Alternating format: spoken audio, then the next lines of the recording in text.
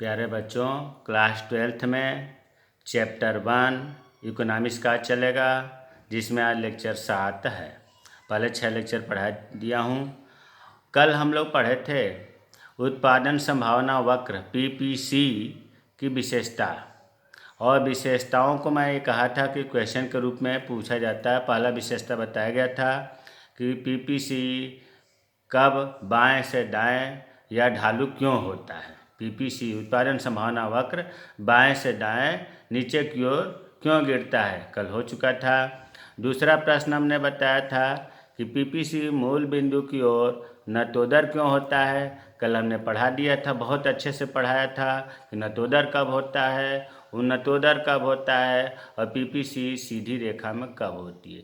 तीसरी विशेषता जो पीपीसी का था, ये पॉइंट पर था कि संयोग बिंदु जो है वो पीपीसी पर रहेगा तो क्या दर्शाएगा, पीपीसी के अंदर रहेगा तो क्या दर्शाएगा, पीपीसी के बाहर रहेगा तो क्या दर्शाएगा। इसे आज हम क्लियर करेंगे। तो प्रश्न है, किसी अर्थव्यवस्था में दो वस्तुओं के उत्पादन संयोग बिंदु कब और किस स्थिति में पीपीसी के ऊपर, पीपीसी के अंदर और पीपीसी के बाहर होता है, ये बिंदु क्या दर्शाते हैं। तो इसको हम इकोनॉमिक्स में देखिए, दो चीज़ महत्वपूर्ण है, ग्राफ और उदाहरण। इसी पर ही पूरा इकोनॉमिक्स टिका हुआ है, इसलिए आप ग्राफ से और उदाहरण से न भगें, इसमें अपना रुचि पैदा करें और समझने का प्रयास करें। तो इसको समझने के लिए चित्र हम बना रहे हैं। पहले से इसलिए नहीं बनाया कि आपको समझ में न आवे। जीरो या मूल बिंदु इसको कहते हैं, एक्स वाई, इधर होता है वस्तु एक्स, इधर होता है वस्तु वाई। इस पर जो है हम पीपीसी बना दे रहे हैं। नतोदर अवस्था में पीपीसी होता है, इसका हमने नाम रख दिया पीपीसी, उत्पादन संभावना वक्र। इससे पहले वाले कल वाले में हम लेक्चर में बताए थे कि जो संयोजन बिंदु होता है, 5 था कल, जैसे एक यहाँ था, एक यहाँ था, 2, 3, इस प्रकार से ये संयोजन बिंदु हो गया। मान लो इसका नाम रख दिया हमने ए, बी, सी, डी और ये बिंदु ई। अब यही चीज़ हमें पढ़ना है कि उत्पादन संभावना वक्र के ऊपर, देखो पीपीसी के ऊपर, इसकी बात नहीं हो रही अभी इसकी भी बात नहीं हो रही, इसकी बात कर रहा हूँ कि पीपीसी के ऊपर जो पॉइंट है, जो दो वस्तुओं के उत्पादन का संयोग है, वो क्या दर्शाता है। बच्चों देखो, दो चीज़ पर ध्यान रखना है। पहला तो ध्यान ये रखना है हमें संसाधन, और दूसरा ये ध्यान रखना है तकनीक पर। इसी तीनों, पीपीसी के ऊपर बिंदु है, इसमें संसाधनों का पूर्ण उपयोग हो रहा है। ये जितने बिंदु है, हम दो बिंदु का लिख दे रहे हैं, संसाधनों का पूर्ण उपयोग।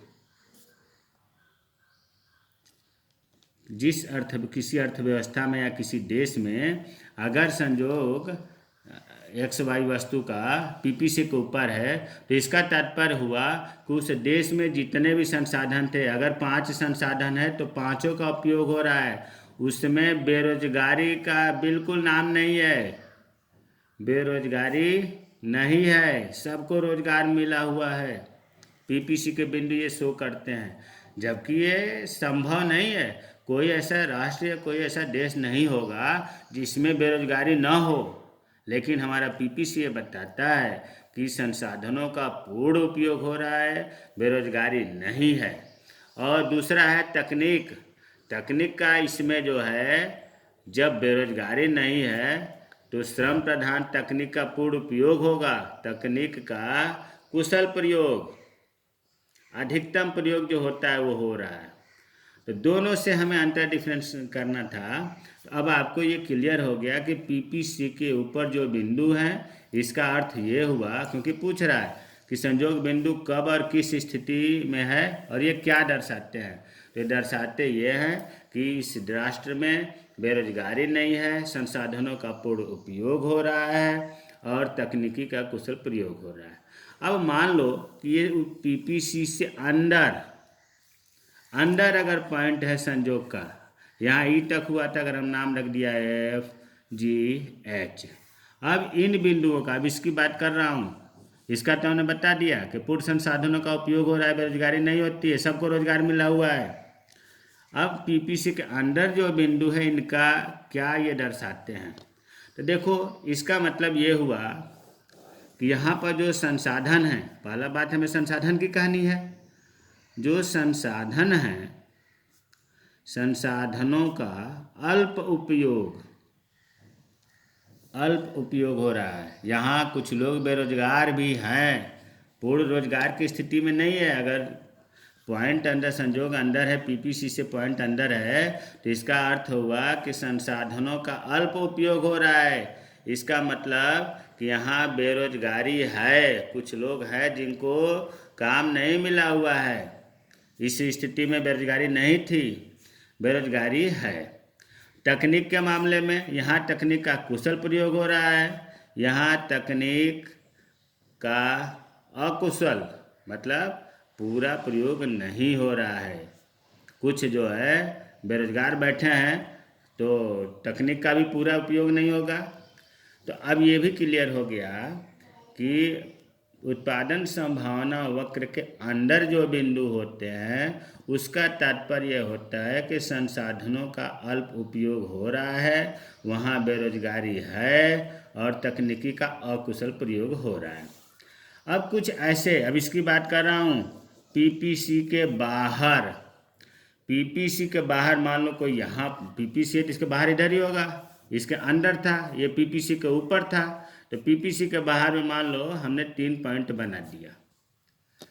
अब इसका अर्थ क्या है, तो देखो जब हमारे पूरे संसाधनों का उपयोग इसी जगह हो रहा है, 5 मानव संसाधन तो 5 का उपयोग हो रहा है, तो फिर यहाँ क्या होगा, तो यहाँ ये अब संसाधनों का विकसित करना पड़ेगा। संसाधनों का ये जो है संसाधनों का विकास, बल्कि वृद्धि एवं विकास करना होगा। जब पीपीसी से ऊपर होंगे तो अभी हम संसाधनों का 5 जो संसाधन तो उन्हें बढ़ाना होगा, वृद्धि विकास करना होगा। तकनीक के क्षेत्र में यहाँ की तकनीक, जब यहाँ हमें पूर्ण उपयोग हो रहा है तकनीक का, तो यहाँ की तकनीक तो अप्राप्य होगी, प्राप्त ही नहीं होगी, यहाँ हम पहुँच ही नहीं पाएंगे। तो अब तीनों बिंदुओं को क्लियर हो गया होगा, बहुत महत्वपूर्ण है। देखो छोटे प्रश्न पूछा जा सकता है कि पीपीसी के ऊपर संजोग वाले बिंदु का क्या तात्पर्य है। उत्तर होगा संसाधनों का पूर्ण उपयोग होता है, तकनीकी का कुशल प्रयोग होता है, यहाँ बेरोजगारी नहीं होती है। फिर दूसरा प्रश्न पूछा जा सकता है पीपीसी के अंदर वाले संजोग बिंदु का क्या तात्पर्य है। संसाधनों का अल्प उपयोग हो रहा है, तकनीकी का प्रयोग पूरा नहीं हो रहा है, यहाँ बेरोजगारी होती है। पीपीसी के बाहर वाले बिंदु का तात्पर्य क्या है, यहाँ पर संसाधनों का वृद्धि और विकास करना है और करना है, तकनीकी का यहाँ अप्राप्त, मतलब यहाँ अभी तकनीकी इस जगह पर पहुँची ही नहीं है। अभी तो हम यहीं पर पूर्ण जितना था हम यहाँ उपयोग कर लिए, तो यहाँ के लिए अभी हमारे पास थोड़ा नहीं बचा, अप्राप्त है। तो इस प्रकार से आपकी जो 3 विशेषता थी किसकी, उत्पादन संभावना वक्र की, पहली विशेषता थी कि पीपीसी बाएं से दाएं नीचे की ओर ढालू होता है। दूसरी विशेषता थी पीपीसी मूल बिंदु की ओर नतोदर होता है। और तीसरी विशेषता थी यही थी कि उत्पादन के जो संजोग बिंदु होते हैं पीपीसी के ऊपर, पीपीसी के अंदर और पीपीसी के बाहर, ये चीज़ दर्शाते हैं। तो आज जो है इतना ही रहेगा, इन्हें आप बना लीजिएगा। जय हिंद, जय भारत।